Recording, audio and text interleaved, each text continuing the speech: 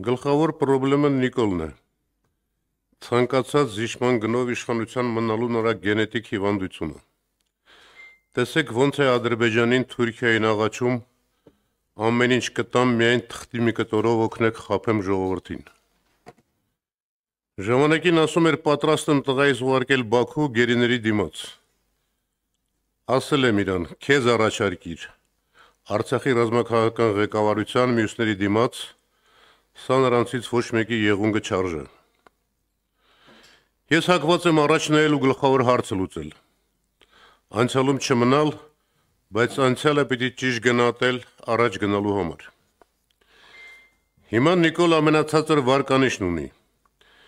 Ժամանակին ինչքան սրան սիրում էր մեծամասնությունը, այդքան ու ավելի այժմ ատում է։ Բնականաբար քաղաքական հիմնական ուժերը դիրքավորվելու, իրենց կարողությունը մեծացնելու խնդիր են փորձում լուծել։ Եթե համախմբում հնարավոր չէ,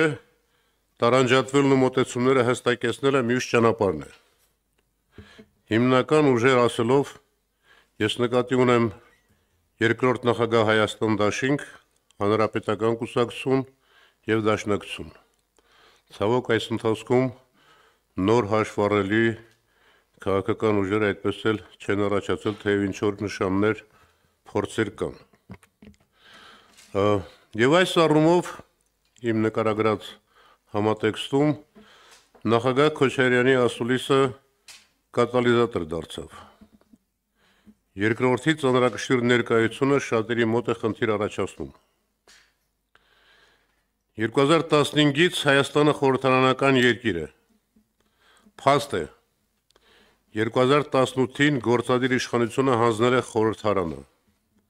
Հետո էլ ազգային ժողովն է հանձնել։ ՀՀԿ-ն մեծամասնություն էր։ Կարող է ինչ հանձնել։ Իրենք են ասել, եթե իմանայինք այսպիսի հետևանքներ են լինելու, այլ կերպ կվարվեինք, ավելի վճռական կլինեինք։ Մինչև վերջին պահը համոզված էին, որ ամեն ինչ վերահսկողության տակ է։ Այդպես էին զեկուցում։ Էլեկտրիկ Երևանի նոր տարբերակն էր։ Հետո միանգամից փլվեց։ Արտաքին ուժային կենտրոններից մեկը զանգվածը մեծացրեց, փողով, ՀԿ-ներով, այլնով։ Մյուսը տեսավ, որ բանը բանից անցնում է, որոշեց անմասն չմնալ, զանգվածը կրկնապատկվեց։ Այստեղից էլ ես Նիկոլին չեմ պարտվել, այլ շատ ավելի հզոր ուժերի հաստատումը։ Երեկ էլ արդարացման նոր թեզ։ Իշխանությունը հանձնել է ժողովուրդը հեղափոխության միջոցով։ Հեղափոխություն լինում է ոչ արդյունավետ կառավարման արդյունքում։ Ովքեր էին կառավարում։ Արդյոք հանրապետականը միատար էր այդ ժամանակ։ Հիշում եք 15 թվականի սահմանադրության նախագծի վերաբերյալ երկրորդ նախագահի զգուշացումը։